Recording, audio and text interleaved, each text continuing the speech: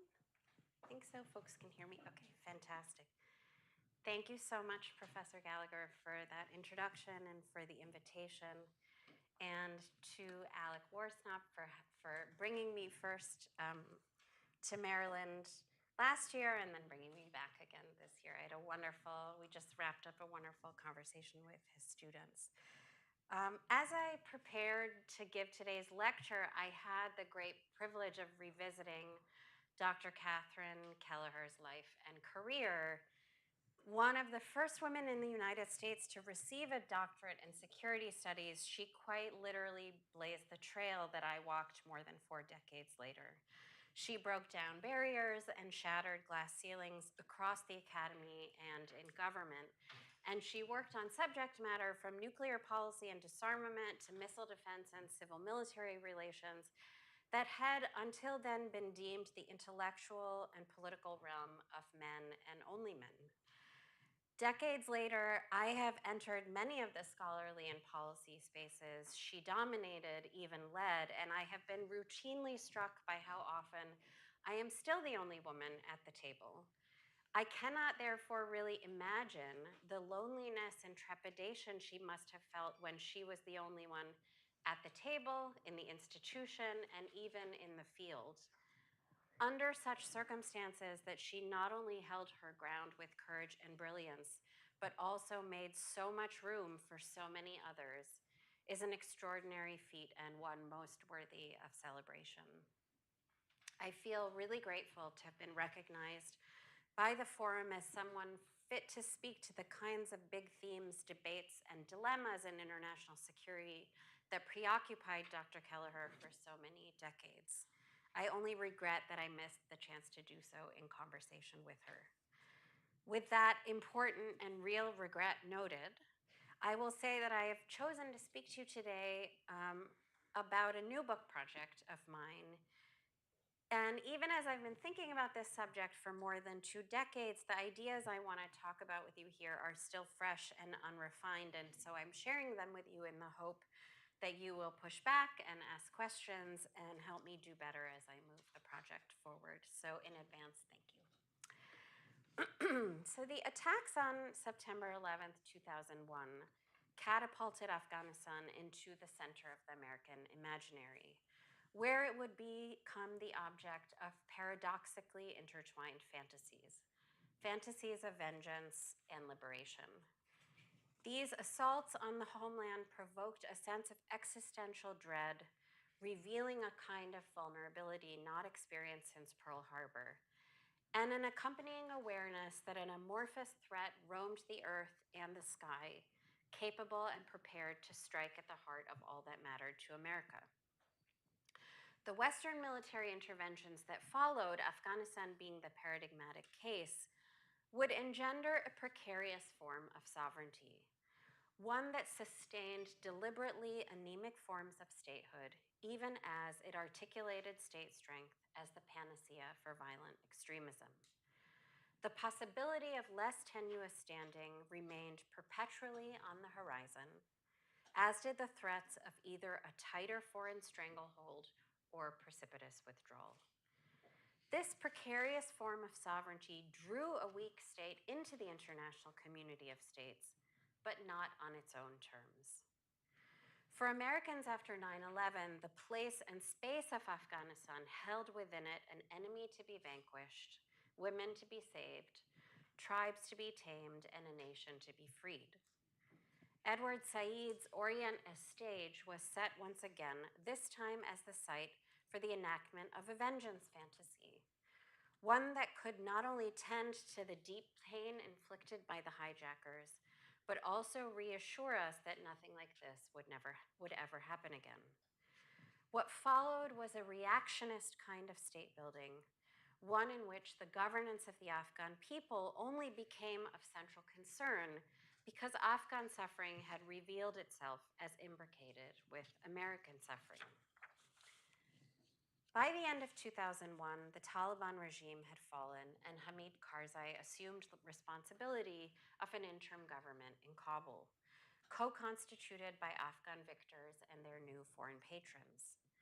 The Karzai regime, owing its existence as the internationally recognized government of Afghanistan to the war on terror, commenced a new chapter of state formation, all the while unable to claim control over the basic fundaments of state power: coercion, capital, diplomacy, law, or politics.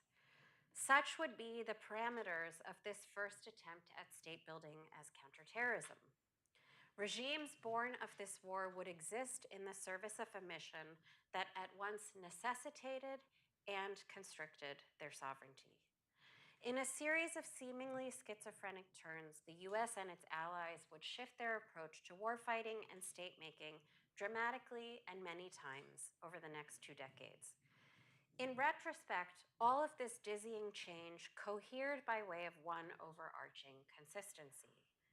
Each campaign, policy, and program in the name of the Afghan people ensured the continued hollowing out of Afghan sovereignty. Why construct something so precarious? After all, the premise of this intervention stemmed from the notion that faraway, ungoverned spaces had allowed shadowy networks of terror to take hold and strike at the heart of the Western world. State strength was to represent the antidote to extremism. Beyond the capacity to rule, a near consensus across Western policy and academic circles had emerged since the end of the Cold War that the complexion of post-conflict governance also mattered. Electoral democracy and free markets required institutional undergirding to function stably and sustainably.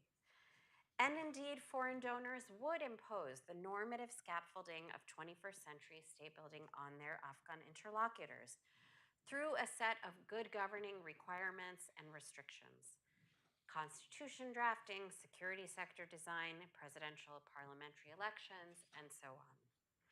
But none of these efforts would come without constant and substantial interference that undercut the very self-rule they were meant to enable. Precarious sovereignty, I will contend, served as a new modality of American power that satisfied the contradictory but in fact conjoined quests for revenge and beneficence. The war on terror renewed and reconfigured a set of imperialist logics and devices that hinged on this new kind of sovereignty. This brand of imperialism has proved especially tricky to grapple with precisely because it combined oppressive technologies of violence with genuinely emancipatory processes. But this paradox, while cognitively challenging, is what makes this kind of intervention likely to persist and therefore in real need of our attention. In his writing on liberalism and empire, Uday Mehta recalled how Britain's liberal thinkers saw India as, quote, the promised land of liberal ideas, a kind of test case laboratory, unquote. For Mehta, the civilizing mission at the heart of the imperialist project has always involved a bewildering paternalism, one he understood as intrinsic to liberalism itself. What I hope to convey today is that at the heart of contemporary Western military intervention, there remains the production of a politics that claims to introduce freedom to its subjects, but only to the degree it serves the intervener's interests. Liberal encouragement of governance implies a notional future when those who are not quite yet ready to manage their own affairs will perhaps claim autonomy once properly groomed. There is a presumed destination of somewhere better to which interveners will guide those into whose worlds they insert themselves. As Laila Abulugod put it, quote, when you save someone, you imply that you are saving her from something. You are also saving her to something, unquote. And so a kind of liminality ensues, one in which the foreign patron ushers the indigenous client into what Mehta described as the, quote, rationally justified ambivalence of liberalism for the time being remaining imperial, unquote. In effect, this work of tutelage produces compromised forms of sovereignty, as powerful outsiders set the terms and tempo for the politics of less powerful insiders. In her writing on statelessness, Noura Lori argued that governments employ what she called precarious citizenship to manage migrants and refugees. It is a legal and bureaucratic intervention that relegates the challenges of nationhood and the people who provoke them to a kind of perpetual limbo. Analogously, here I am arguing that powerful states deposit weaker states into comparable geopolitical in-between spaces. As Mehta put it, quote, "This project is infinitely patient, perhaps even secretly counting on its own extended incompetence of not getting there and hence remaining permanently in between," unquote.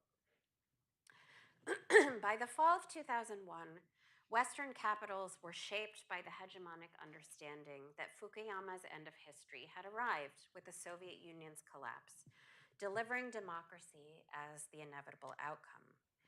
This thesis left little room for debate, even as a seemingly contradictory meme, Huntington's Clash of Civilizations, loomed large. Paradoxically, the two evidently antagonistic logics ended up working hand in hand to frame the war on terror as both inevitable and also winnable. In so doing, they undergirded the production of precarious sovereignty, underscoring the necessity of a democratic solution to the problem of terror while offering up an alibi, as Karuna Mantena would put it. If things went wrong, at least the civilizational deficit inherent in those people over there had been identified from the start. To understand this newest iteration of liberalism as empire, the pursuit of state building in the service of counterterrorism, we must start with the idea of a war on terror. Derek Gregory described a set of, quote, peculiar cartographic performances, unquote, after September 11th that enabled the unfolding of a war on terror. Sovereignty and territoriality were necessary elements, even if they were more fiction than fact. Afghanistan needed to exist as a sovereign state capable of and inclined to offer safe haven to Al-Qaeda, what Gregory deemed a, quote, performance of sovereignty, unquote. As Stuart Eldon put it, quote, a putatively deterritorialized threat was therefore re-territorialized in the sands of Afghanistan and later Iraq, unquote. Eldon centered territorialized sovereignty as an organizing concept around which the war elaborated itself. This dualistic logic he described as follows: sovereignty as, quote, both a privilege and a liability. A privilege for dominant powers who invoke it as a legitimation for self-defense. A liability for states that have non-state actors operating within their boundaries, unquote. In this latest incarnation of Said's imaginative geography, the Orient was once again homogenized so as to be legible to the West. Eldon zeroed in on a phrase of President George W. Bush that became synonymous with the global war on terror. Either you are with us or you are with the terrorists. He noted in particular the preposition with as significant in that it created the possibility for, quote, incorporation or integration, a bringing together, unquote. This formulation most obviously laid the groundwork for alliances with like-minded states and enmity with foes, but I would argue it also opened up a new liminal space in geopolitics. The new Afghan state, in particular, would be birthed out of this binary, but it would float somewhere in between allyship and antagonism for the next 2 decades. As the war unfolded, Giorgio Agamben invoked the concept of state of exception and described the, quote, transformation of a provisional and exceptional measure into a technique of government, unquote. Agamben was writing of interactions between the American state and individuals like Guantanamo detainees. But we can extend this notion to relations between the American state and other states. After all, in order for the US to secure its reach into the global biopolitic, it required mediation and brokerage. In the case of Afghanistan, access to the Afghan people and to their territory.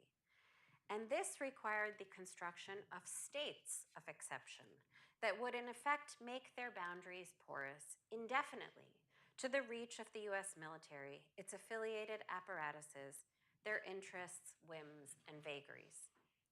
Agamben wrote of a kind of regression in this moment back to the Hobbesian realm that predated the state, a time marked by, quote, an emptiness of law, analogous to the idea of a state of nature, unquote.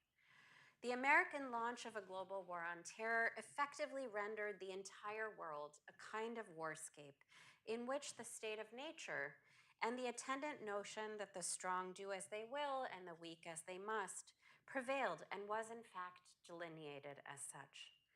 And much like the state of exception of which Agamben wrote, it was, quote, neither external nor internal to the juridical order. Inside and outside do not exclude each other, but rather blur with each other, unquote. This reconceptualization is useful in that it again reveals the space in between as the productive one. In his words, being outside and yet belonging, this is the topological structure of the state of exception. Being outside and yet belonging, this phrase also described the new geopolitical architecture of states hanging somewhere between with us and against us, states of exception. This is where they would find themselves. Let us turn then to the first and exemplary amongst the states of exception, the Afghan Republic of 2001 to 2021. State building in the service of counterterrorism represented a kind of intervention innovation, whereby the construction of a new government was a means to an end, not an end in and of itself. And because it represented a means to an end, I would argue that the Afghan Republic and any genuine sovereignty it sought to claim were doomed to fail before they even began. As I testified in the House Foreign Affairs Committee a few months ago, this contention does not suggest malice on the part of American policymakers, many of whom have cared deeply for the Afghan people and their country's fate. Nor does it absolve those who held power in Afghanistan from the responsibility they share for the return of the Taliban. Instead, it simply reflects the premise upon which the war was fought. As a vengeful response to terror, an effort to maximize control and flexibility in the face of an amorphous threat, and also a faith in our way of doing politics as a universal good. The early days, weeks, and months of this campaign involved a series of decisions, each shaped by the new paradigm of a war on terror, all of which had lasting implications for the prospects of peace and self-determination in Afghanistan. To start, this was a campaign in which America's enemies were quickly defined, and the enemies of our enemies became our friends. The US coalition emboldened an alliance of Mujahideen commanders on account of their fighting prowess and long-held antagonism for the Taliban. Those individuals understandably expected a piece of the political pie after swiftly unseating the regime in Kabul. As I argued in my first book, from the start, these strongmen represented a profound challenge to President Karzai's fledgling regime. Through his deft deployment of palace politics, he translated that challenge into a key instrument of rule. But their empowerment in 2001, and repeatedly by the West over the years, certainly did not lay the groundwork for the building of formal institutions grounded in the rule of law, bureaucratic efficiency, or the advancement of rights-based accountability. Meanwhile, the mantra of with us or against us meant that the Taliban, decimated in the early weeks of Operation Enduring Freedom, had no role in the new political order.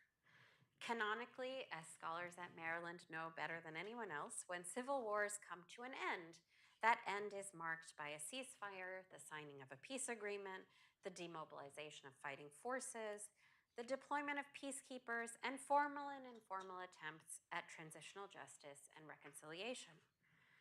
Hamid Karzai, to whom many defeated remnants of the Taliban regime did try to surrender, was informed by the Americans that there was no peace, let alone reconciliation, to be had with these actors. Even as Karzai found roles in government for warriors of all kinds, the possibility for a dignified transition of any kind was foreclosed for the Talibs. One can only speculate as to whether or not such overtures might have preempted the emergence of a virulent insurgency a few years later, but the thought exercise is surely worth considering. The relationship between de-Baathification in Iraq and the insurgency that erupted thereafter offers further cause for such consideration. It is difficult, after all, to engage in post-conflict reconstruction when the conflict remains very much alive. And for the United States, as the ink dried on the Bonn Agreement in December 2001, the conflict was just getting started. Ongoing kinetic military activity, particularly in the so-called Pashtun Belt, meant that ordinary Afghans were subject to forms of violence that would remain beyond the control of a government that sought to fashion itself as a capable, legitimate state. Aerial bombardment, night raids, arbitrary detention, the destruction of property, and forcible displacement were a part of life for years for large swaths of the population. How could any indigenous government claim sovereignty under such conditions? And of course, foreign interference in Afghan affairs was not restricted to military activity. In every sphere of economic and political life, foreign governments and international organizations maintained perpetual influence. Political appointments, spending decisions, legislative and judicial policy, foreign policy, electoral outcomes, counterinsurgent tactics, and peace initiatives, all unfolded on terms beholden to timelines, budgets, troop allocations, and domestic political concerns in Western capitals. The 2020 Doha Declaration, a withdrawal agreement forged between the Trump administration and the Taliban insurgents, represented the ultimate outcome of the paradox at the heart of this brand of state building. Regimes birthed as a product of the war on terror exist in the service of a mission that grants them status as the new sovereigns, even as it constricts their actual sovereignty in the process. As Barney Rubin wrote in 2005, quote, building a national state means creating a sovereign center of political accountability, which is not necessarily the same as building an ally in the war on terror, unquote. Within these strictures of foreign intervention, a kind of precarious sovereignty emerged within which Afghan politics unfolded. To borrow a phrase from Judith Butler, improvisation in a scene of constraint. To attend only to the United States and other intervening actors would miss the larger story of 21st century state building. Very real forms of Afghan agency, collaboration, and resistance took hold. Political elites like President Ghani, President Karzai before him, as well as the strongman governors I studied, knew their country and its people better than outsiders ever could and translated foreign intervention into their own forms of politics. Security, reconstruction, democratic deliberation, and the advancement of minority and women's rights followed suit in many parts of the country. Journalists, civic activists, artists, scholars, and entrepreneurs created social spaces that thrived even in the face of constant threat, opening up new opportunities for education, business, and culture. Meanwhile, the Taliban fought with brutal tenacity, but also took up its own forms of rudimentary governance in the territories it controlled. Foreign aid, development programming, security sector assistance, and kinetic military action were all absorbed into these local political economies, but they rarely dictated the terms of engagement and as such rarely secured their desired outcomes. Foreign ideas about Islam and ethnicity never quite reflected the nuance of state-society relations in Afghanistan, always presuming categories and divisions to be much more rigid than they actually were. From my perches outside the capital city of Kabul, I routinely observed forms of flexibility, pragmatism, and accommodation that defied the various myths about Afghanistan as hopelessly fragmented, impossibly ungovernable, predisposed to extremism, and so on. I watched as fierce rivals made peace with one another and unruly warlords submitted to the presidential palace's authority. I also watched as some government officials, heralded by the West for their technocratic prowess or liberal visions, betrayed their constituents through corruption and cowardice, while other more traditional leaders, rough around the edges, displayed the kind of social solidarity necessary to govern in the midst of war. Much of this would remain invisible to foreign observers. it would certainly remain well beyond their influence, let alone control. Ultimately, however, any dividends Afghan leaders and citizens secured over the last 20 years remained at the mercy of military, financial, and diplomatic decisions made beyond the borders of the territory they ostensibly governed. This geopolitical fact did not preclude dramatic political change, even transformation, inside Afghanistan. But it did condemn that change to reside in a kind of suspended state, a perpetual limbo that only found its end for now with the Taliban's return. In this sense, the collapse of the Afghan Republic was a foretold conclusion, its precarity baked in to the very design and then execution of the war. As I bring my remarks to a close, I want to widen the geopolitical frame and make the case that Afghanistan is hardly the only state of exception, and that we must, as Ann Stoler urged us, release ourselves from a, quote, myopic view of empire, unquote, and instead look for the threads that run through and across imperial time and space. I recently published a book on rebel governance, and in the dwelling within the details of revolutionary politics and Western intervention in Syria, I witnessed the production of forms of sovereignty even more precarious than those I had seen in Afghanistan. Those deemed moderate enough in Syria were continually forced to perform their virtue and suitability for Western donors, diplomats, and journalists. Here I saw an aspiring counter-state, locked in a death struggle with one of the most vicious regimes in modern history, forced to expend its energies in an ultimately futile attempt at securing Western recognition in terms that came at the expense of building genuine authority on the ground.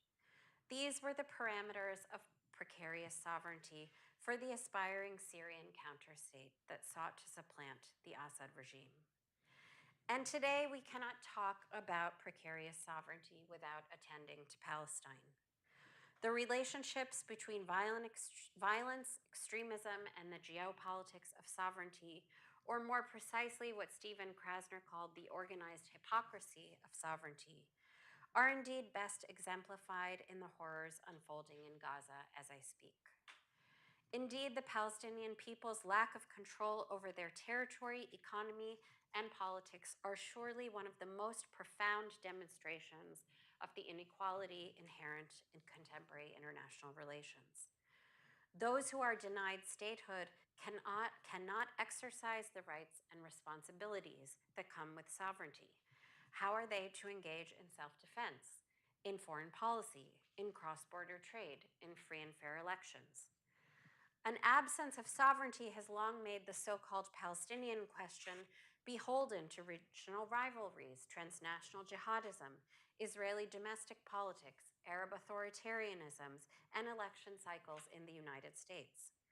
Palestinians have never had agency in international institutions of the kind that can compete with those afforded a member state of the United Nations.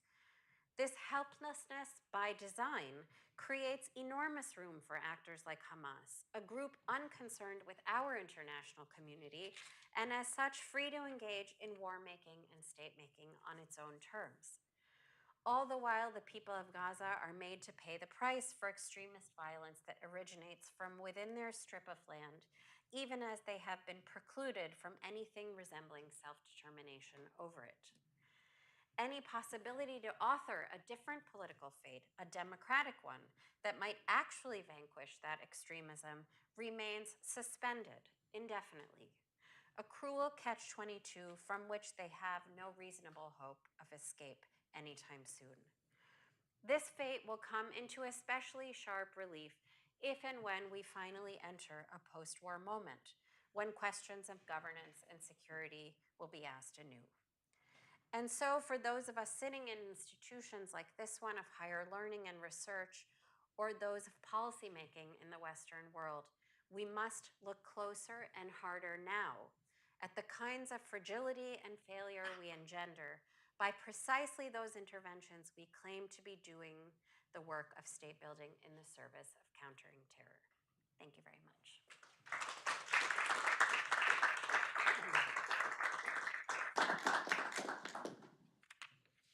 So I think that's the most polished preliminary project presentation I've ever heard. And you've put all sorts of really interesting ideas on the table, and I'm going to invite you to call on people and ask their questions. Great. Yes, please. Great presentation, really fascinating. Thank you so much. I'm curious, to what extent do you see this as specific to the intertwining of war making and development? So obviously there is something particularly potent about war making incentives that subsume sovereignty incentives and state building incentives. But do you see similar dynamics emerging in other kinds of development where the state building is not interwoven with military intent? So if it's a diplomatic mission or maybe even a genuinely developmental one, do you still see the paternalism and the paradox that subsumes domestic sovereignty to foreign interest at play? It's a wonderful question. Actually, I would say some of how I got to my understanding of this particularly pernicious paradox in the war-making scene came from a lot of the literature and experience of development aid in non-militarized contexts, and also more generally the literature about rent, right? And the idea that when income is flowing to a government from the outside, and it's not a product of internal domestic negotiation, bargaining, the kind of taxation representation cycle, we know that you end up with governments that are illegitimate often, right, vis-a-vis their own populations. And that sort of helped me really think about what are the strategies by which regimes like that think about their own survival. And so the Afghan state from the late 19th century on has been one of those states. It has continually sustained itself as a function of foreign aid of different kinds, right? And that sort of, because of its location, scholars have described it as a kind of strategic rent. Its territory is itself of value.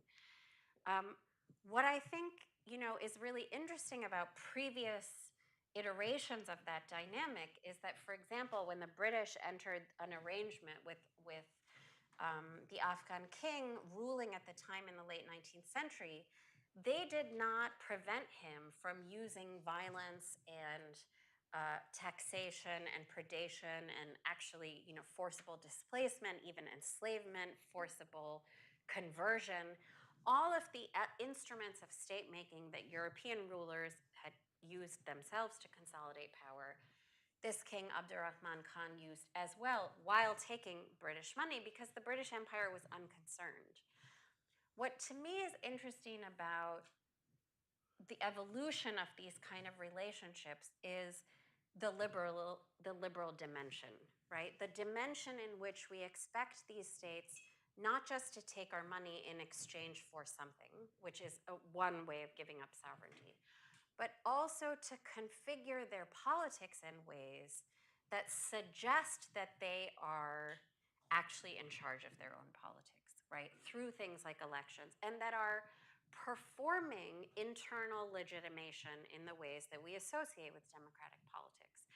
And so the room within which these regimes have to maneuver is so narrow because they can't use violence the way that they want to. They can't use politics the way that they want to. They have to do all of that while also being tied up with other governments' agendas. And then finally, as you say, on top of that, they also have to deal with foreign violence inside their territory. So it's sort of like a pressure that's coming from every direction. And then what really interested me was the way in which we blamed those regimes as if they were sort of venal and corrupt characterologically versus just rationally responding to the conditions within which they had been placed. And the last thing I'll say on this question is I think the counterterrorism piece is particularly distinct and particularly challenging because it brings this third actor, the terrorist, into the frame, right? So there's the state, there's our state, their state, maybe there's an insurgency, there are other dynamics, but ultimately there's this other actor that strikes at the very heart of what we fear and what we care about.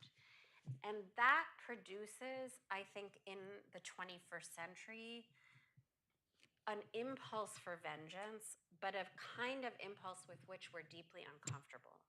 And so we have to think about how we're actually helping other people, how we're actually improving the lives of other people by seeking revenge for ourselves.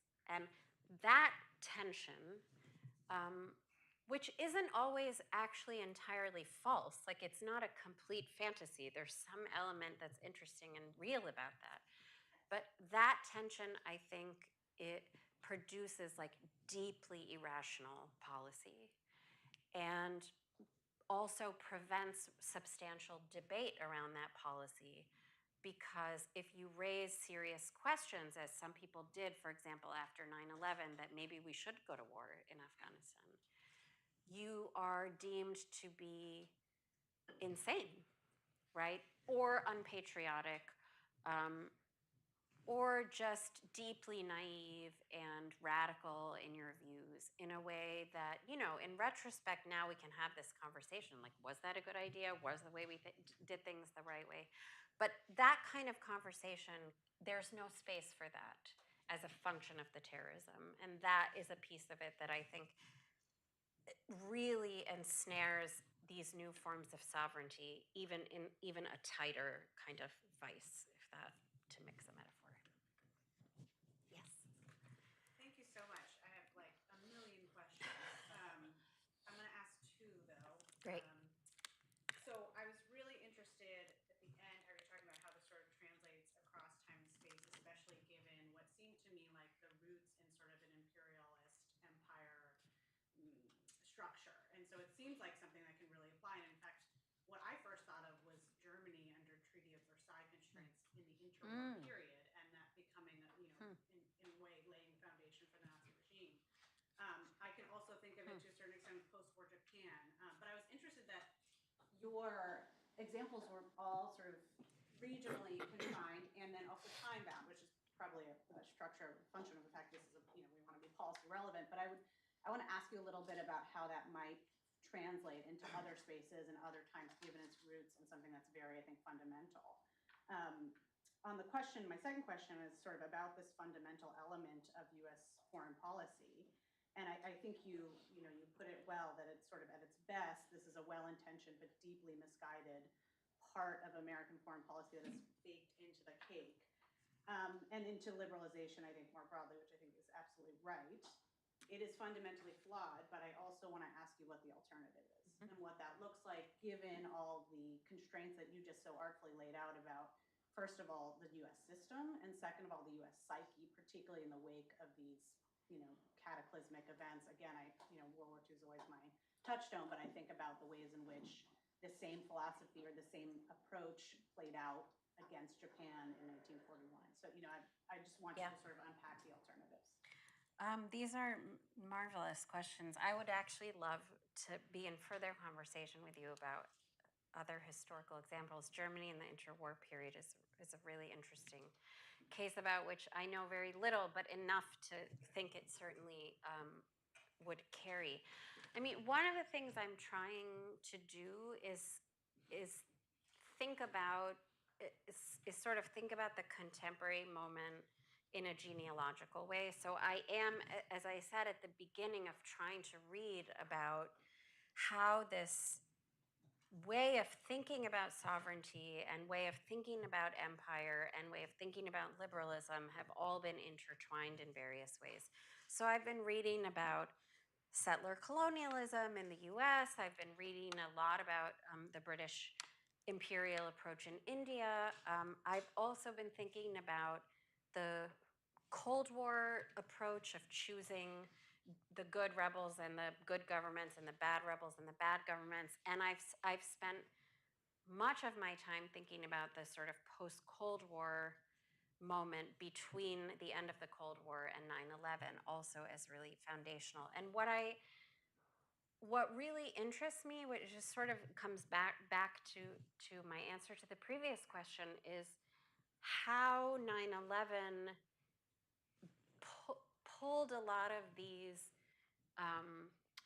logics, debates, interventions that at some level felt 1 degree removed from, at least 1 degree removed from us, brought them back into something more intimate that now we're continuing to feel the reverberations of.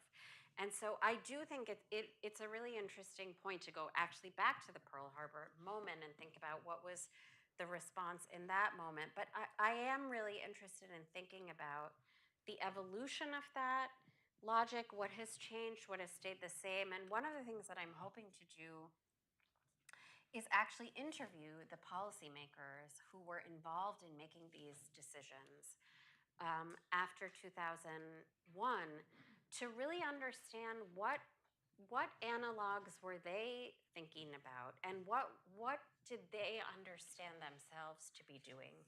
And I'm really interested in that and it's going to be challenging. I haven't done a lot of field work. I've never done field work in DC. And so, but I think that this is actually where a lot of my work is going to have to happen, because I'm genuinely interested in what it is that decision makers believed they were doing. And as time went on, if that changed, if that shifted, and sort of what were the motivations and the mechanisms, and also the historical analogies that they were drawing from. In terms of what the alternative is, this is where I feel the most concerned, because one of the things that really interested me in moving from the case of US intervention in Afghanistan to the case in Syria was how very different the interventions seemed to be. And in the Syrian case, members of the opposition that we were studying were very much the authors of their own revolt and resistance. They were having their own internal debates about what kind of relationship they wanted with the West, what kind of support. But ultimately, they were seeking that. It was not forcible regime change of the kind it was in Afghanistan and Iraq. And on the contrary, the actors that were considering intervention were profoundly shaped by their experiences in Afghanistan and Iraq. So they were quite consciously trying to not replicate a lot of what they were doing. And yet, what we discovered in doing the research was so many of the logics, the mechanisms, the modes were replicated, right?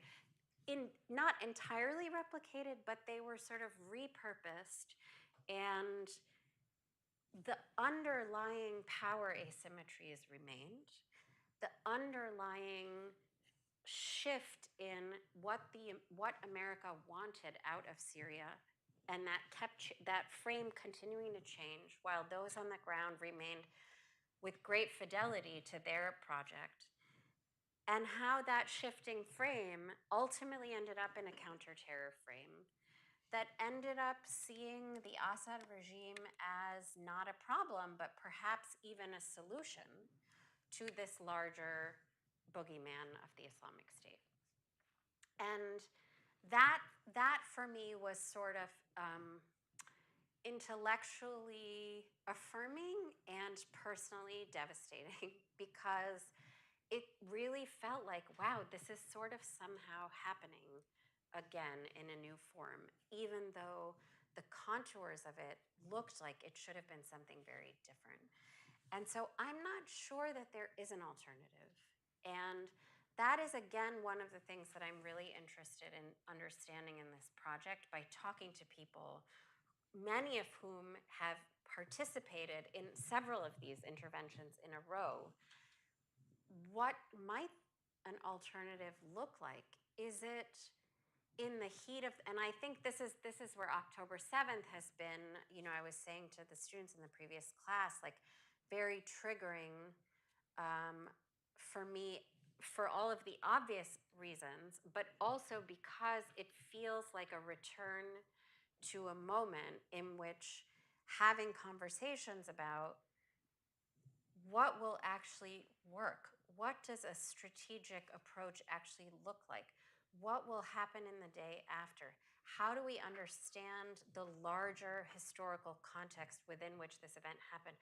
None of those conversations seem somehow to be, they're happening in a way that I don't think they happened after 9/11. So to me, that is important and gives credit to sort of spaces in social media and the media and the academy amongst activists and so on. But at the highest levels of government, I'm not sure that I certainly doesn't seem like they're happening inside Israel. But are they even happening in the US, which is a degree removed?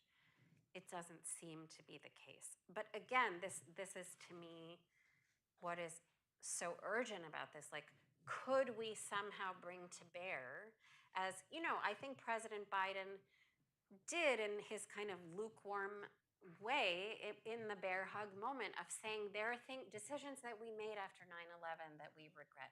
And just that gave me some sense of hope for some possibility that we could see that there's resonance between these moments. I don't think that the Israelis could hear that in that moment, but maybe that can be a more substantive part of the conversation going forward. Alec. Thank you so much for this. I think, so first of all, I look forward to signing this book and consolidate like 5 weeks in my class. I appreciate that. But also, I think My the other pleasure. reason I appreciate this is I think that even people that disagree with you are going to be forced to talk about it in terms of these distinctions, which I think is really important. And so there's one parallel to me that keeps popping to mind that maybe is helpful to you, and there's one takeaway that's related to me. That's in the weeds, I think. And so the crux of civil-military relations, right, in terms of building a strong state, is you want to build a military that's strong enough to defend your state, but isn't going to use that force to overthrow you, right? And so that is in a world in which you share the same existential threat of your state being overthrown. And despite that, we know from the field of civil-military relations that all sorts of pathological things happen where you try to weaken your military in a way that supports you, that thus leaves you vulnerable to outside attackers. And so that happens even when all the actors are sharing the same existential threats and same commitment. And so in this case, right, this seems like Looney Tunes when we put it in your perspective, right, that you have a different need for the government or in the military of the force of the country you've intervened in, right, and that you want them to be achieving a different objective. So we can do things pathologically even when we want the same thing. Yeah. So the idea here that wouldn't be the case. And so two things pop out to me as kind of observable processes to talk about in this context in your book, because you've had this macro picture, but I'm stuck in the weeds. And so the first is these questions about security force assistance. So like one of the things we took out of Afghanistan, you talk to like special forces, they're like, we can build tough counterterrorism forces. We built a terrible Afghan army, but we built very capable counterterrorism forces. And like that's a lesson that you took away from that is we got somebody to do the thing we wanted them to do, and we were good at that. Right? That's very fundamentally different than, as you were talking about, building actual internal sovereignty. So I think this is a really, like, talking about that takeaway in terms of Syria and other places as well, too, seems fundamental to me in terms of what's observable and tangible about this. And then the second bit, which is related to that, but not quite the same, is that it helps us, like, I think one of the lessons that I talk about with my students is that it seems laughable the way we measure success in these interventions, right? In retrospect, in Vietnam and Iraq, it's laughable that these were actually ways to measure territorial control or who's in charge, right? But this framework gives us a much better understanding of how it's less laughable to people in the moment, right? Because they're saying, they're measuring the things that are important to how we would assess whether the mission is being carried out in our own version of sovereignty. So how big the US Army is matters, right? How many weapons you have matter, like all of this, right? But these goals, while they seem silly when we look at them in kind of isolation, make a lot more sense when you realize we're conflating, right, the existential needs of our existential needs with those of partner states. And to just tie this all together, right, the point in Afghanistan is at no point did the Afghan security forces pose any existential need to the United States. They did not need them to succeed for the United States to be safe, right? on the contrary, right, they contrary. needed to do something else to keep Right. the United States. So just to kind of tie that together. I'm not sure if that's helpful at all, but this really tied together a lot of things I've been thinking about, so I really appreciate that. This is extremely helpful. I'm just going to absorb it, actually. It's extremely helpful, and actually, I'll just say that I think, I was never super interested in security sector assistance. It seemed sort of like technical and kind of boring to me. And what I realized especially as, I was in Kabul in the summer of 2021. That's the last time I was there.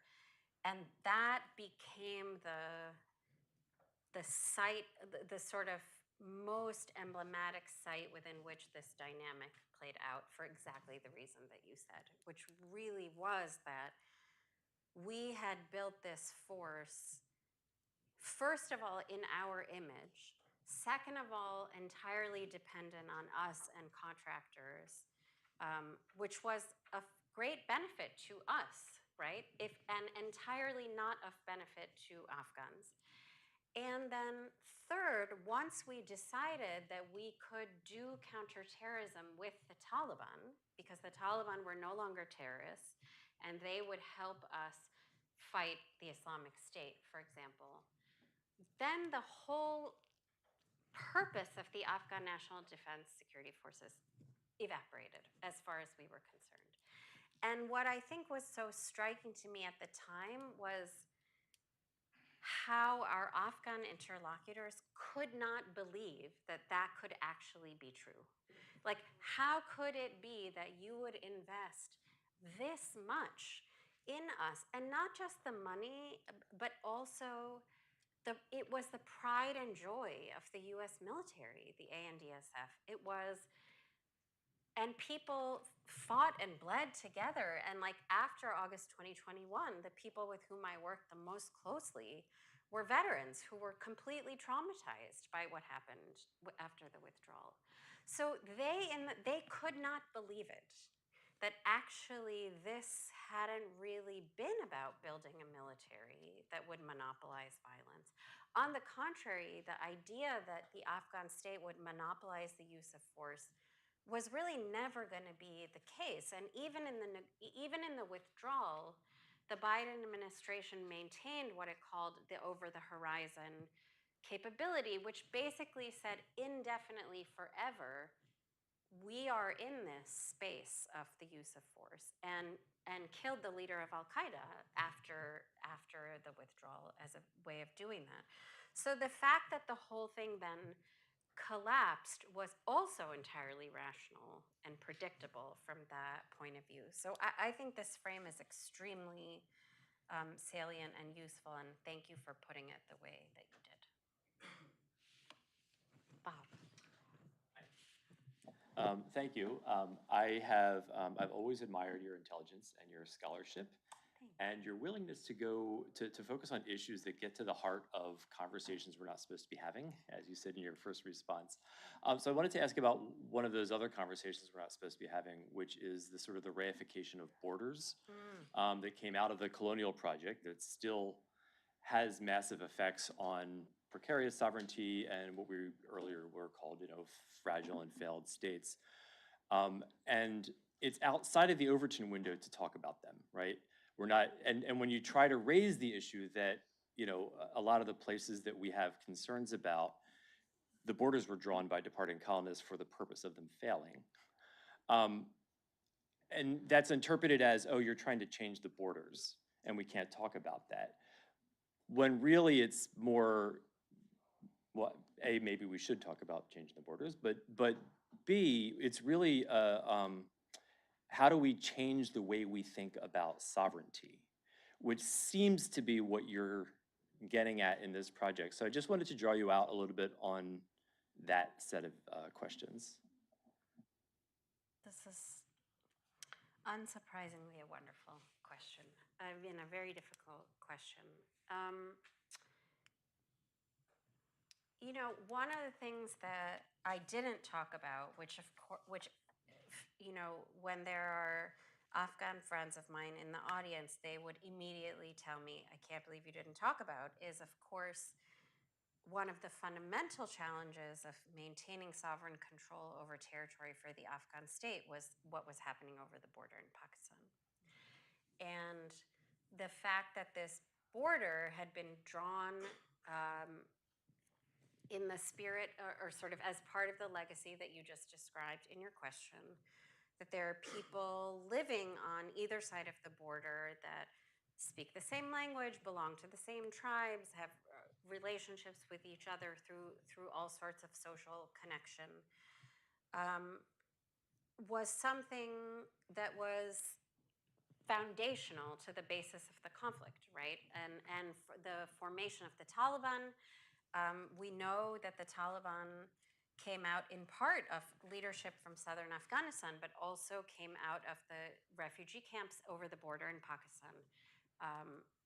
And that dynamic of the Pakistani sponsorship of the Taliban and of the Pakistani relationship, deeply paradoxical relationship of being a key partner in the war on terror with the United States and being a key sponsor of the insurgency that the United States was fighting, remains like one of the great puzzles for those of us that have worked on this conflict. It just doesn't really make any sense.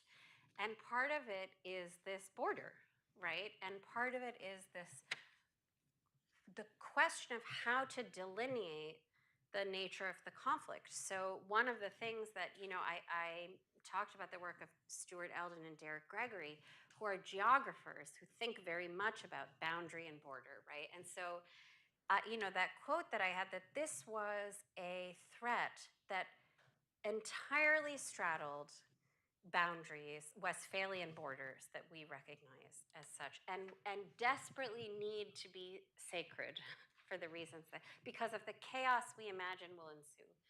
But of course, other actors do not acknowledge those borders or boundaries. They are in fact understood as ongoing colonial impositions.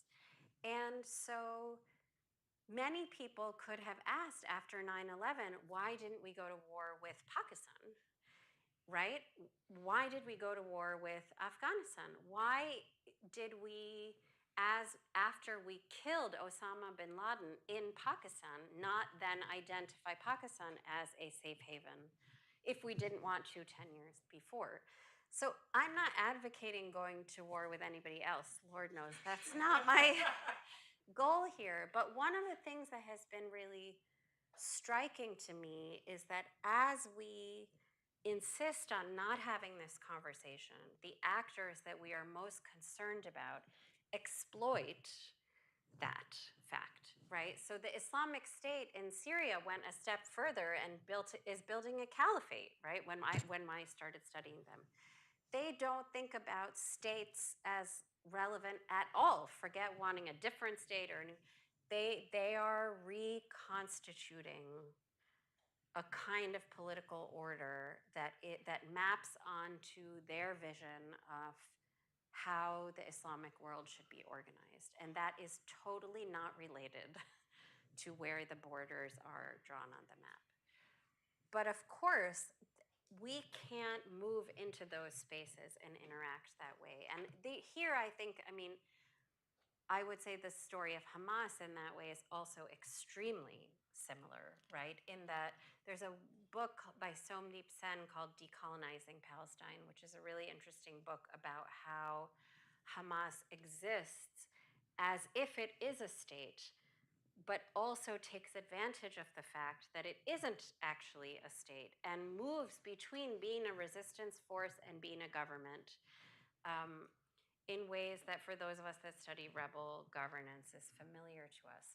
So here I fully agree with you on the challenge of it, and I think maybe I'm even less hopeful on that we could imagine as the US government or as other member states of the UN, that we would be comfortable with, I don't know what the word is, unreifying, de-reifying, whatever the verb is to make something not reified. Because that is just, it may be in our ultimate interests, if we're really thinking about genuine sovereignty and self-determination, but I don't think that's really in our interests. And so I think it's better, and it's also not necessarily in the interests of the regimes that we support in other parts of the world, right?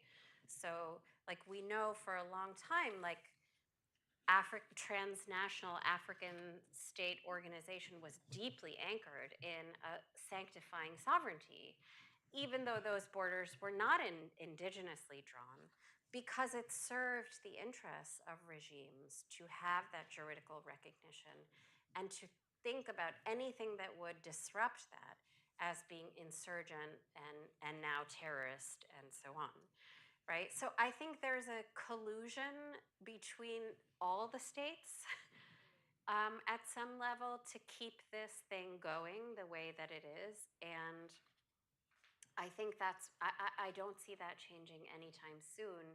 And I do see non-state armed actors ignoring, subverting, or exploiting that fact indefinitely. Yes. Yeah, three things quickly.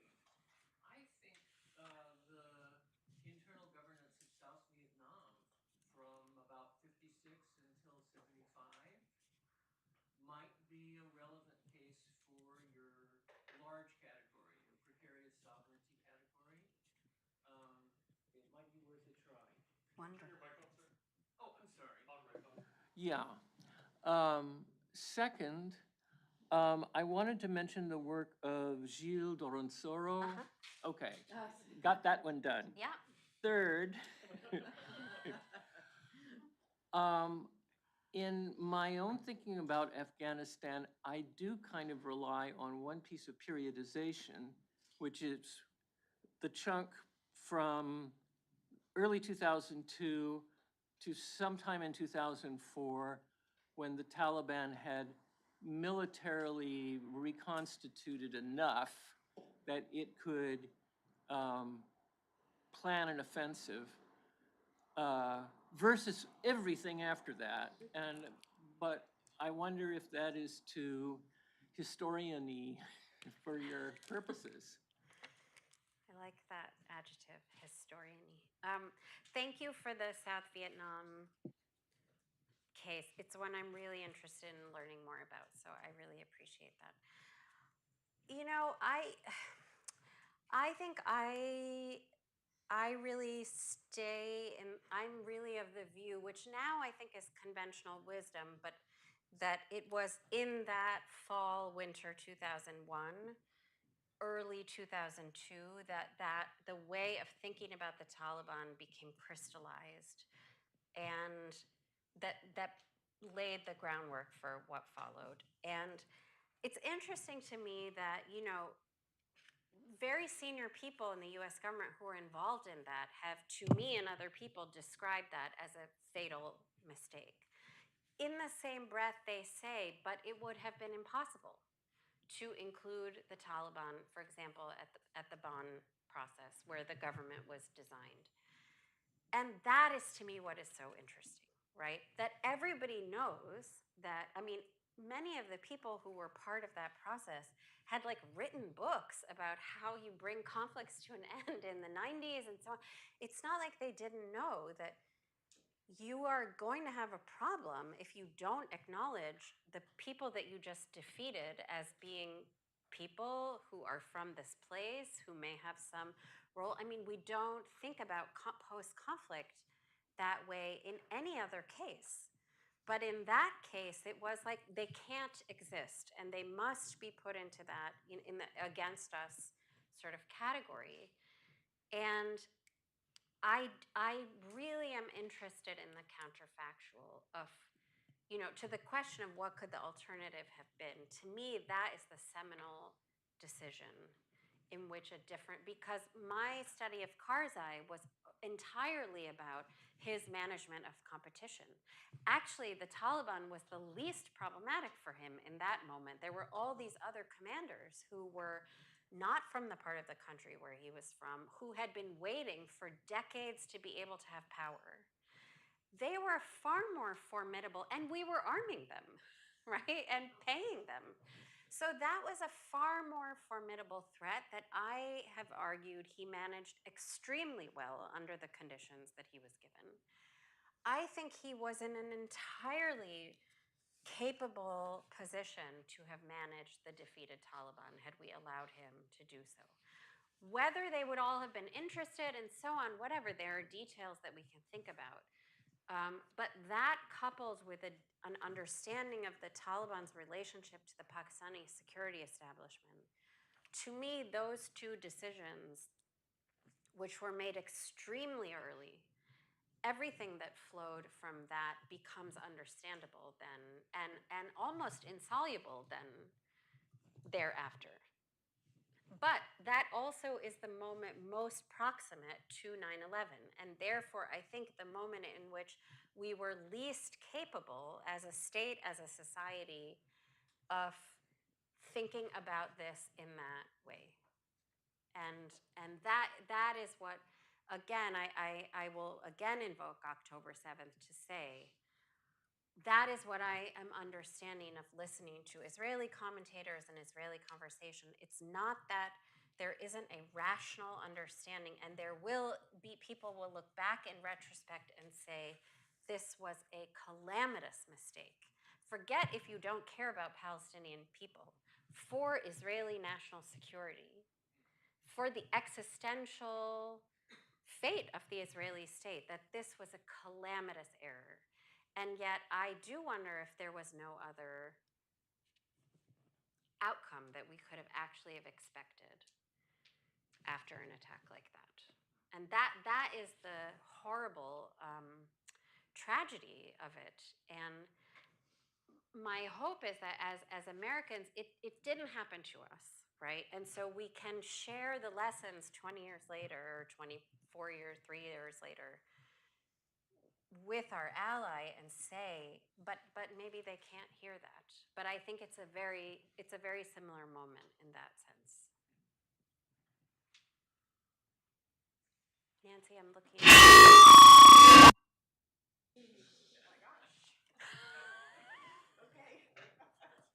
That's a good note to end on. Yes.